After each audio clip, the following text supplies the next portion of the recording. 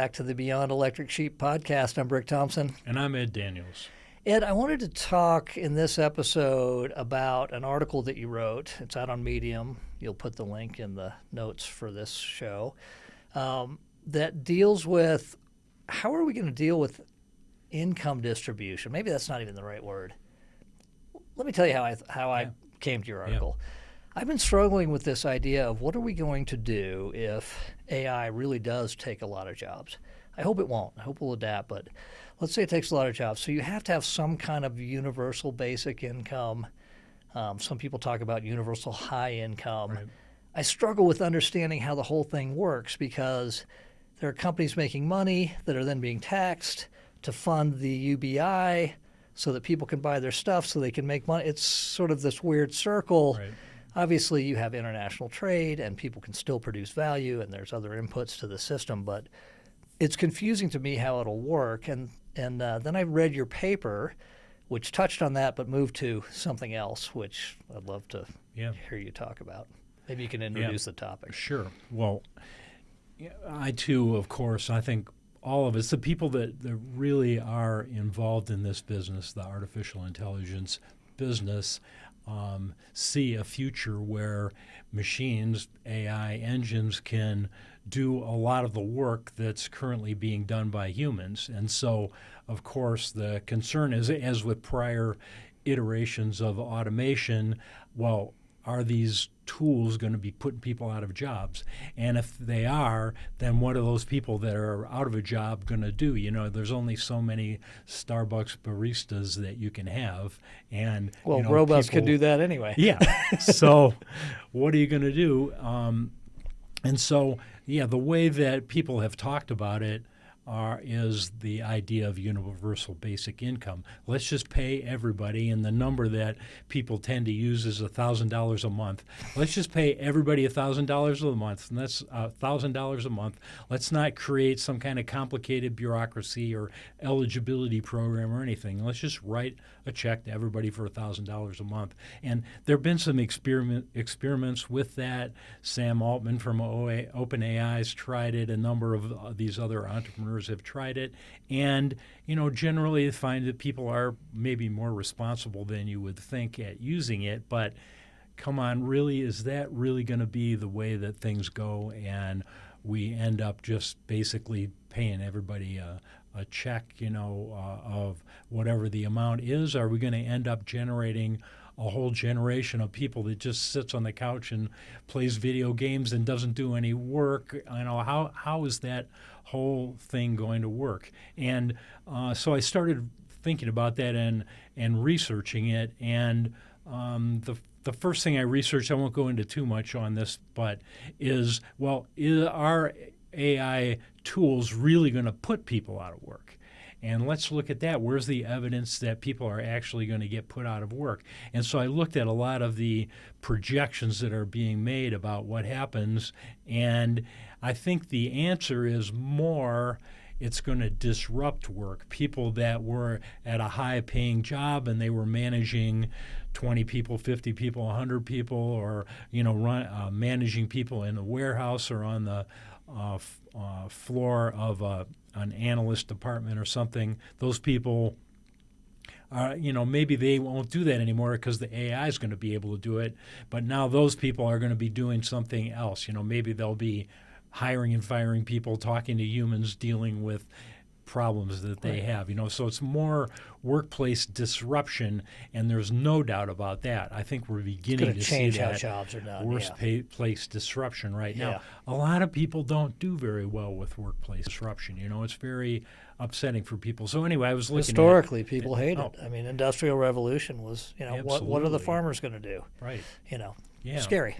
Yeah, it's scary, and people don't do well with it. They start not functioning well, and you get social unrest and all kinds of bad things. So what I thought was, well, gosh, I don't just want a check from Uncle Sam. Sooner or later somebody's going to want to cut the budget. So now I'm getting $500 a month instead of $1,000 a month. No. I thought, well, gosh, the right way to do it is if an AI company comes in and puts me out of work, how about I get some stock in that AI company? which I sort of coined the phrase Citizen Ownership Dividend.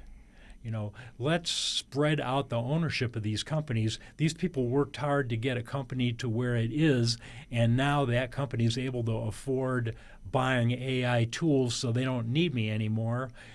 Put together some type of a program where we can spread out the ownership of these big, successful companies that ultimately might have less and less people, and spread that ownership around. Why? Well, people that own stock, that understand how companies function, are a part of that wheel. They're a part of our whole capitalist enterprise. It's a whole different thing. If I'm an employee and I'm getting a paycheck from you, that's one thing. But if I am a part owner of your company, if I own stock in your company, now, gosh, maybe I get to vote for a member of the board of directors. Maybe I get to look at how you're running the company, and I might have some suggestions about how that company could be run better. And if I come up with some better ideas, I might be able to make more money and increase my stakes. So, even if not, you presumably would be getting a dividend. Right. This is sort of in the place of some kind of UBI. Yeah. You're getting. I'm assuming you wouldn't just be getting a dividend from one company. Somehow you'd have to. Right. So it'd be some big socialist something. Right, and I go into that in the paper. I think you could create consortiums of people that are in the manufacturing business, people that are in the warehousing business. They may get ownership shares in multiple companies that are warehousing companies that now have robots running around as opposed to humans. Well, now I get a piece of that. Now I understand, and I can share in the benefit of that kind of automation. So one of the things, I sort of love this idea. One of the things that I worried about in it, if I was really going to try to implement it, is you would need massive centralized control. Like, you cannot just count on the benevolence of private industry to do this. You would need the government to step in and say, here's what we're doing. Except for, I don't think so. Why? I think that if the guy true, you would need the government probably.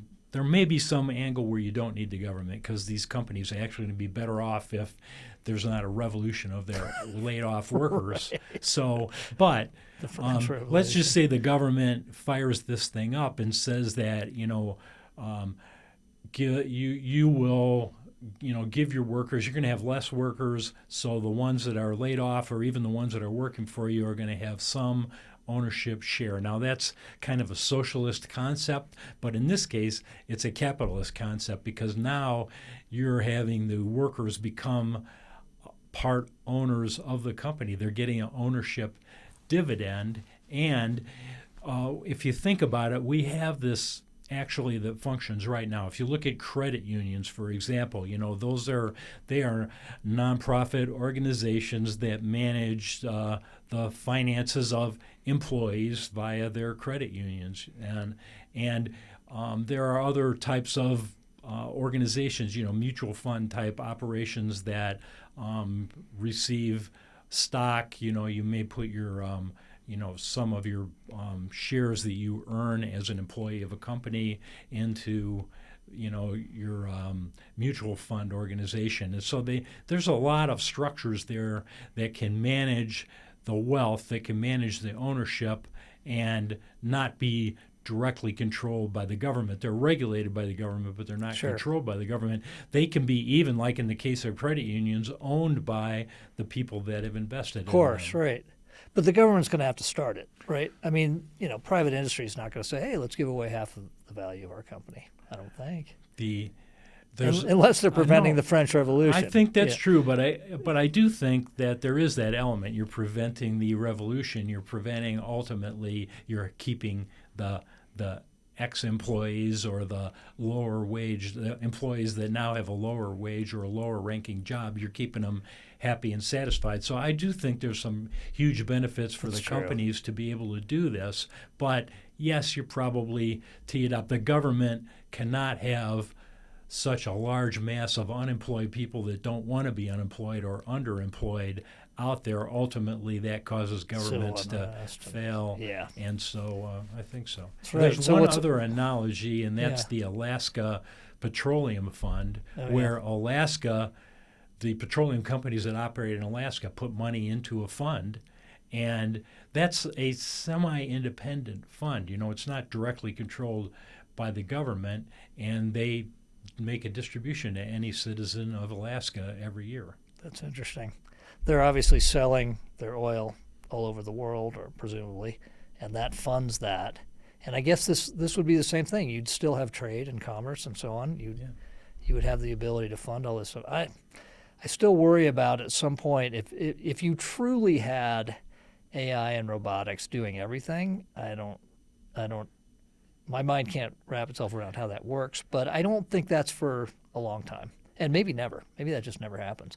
There's always a market for humans doing human things, Right. as long as they're humans. Right. But again, if we humans are underemployed, get paid less money, Sam Altman's running OpenAI with 100 people instead of 100,000 people.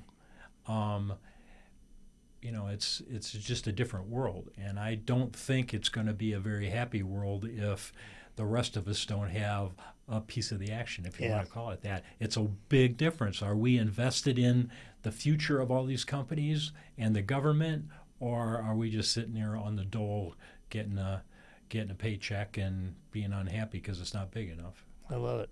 Okay. All right. Well, we'll put the link for the article. Be really curious to hear other people's thoughts. I want to hear this. feedback. Yeah. That's I think that's the big thing. So I'd love to hear what people think about this. All right. Cool. Thank you. Okay.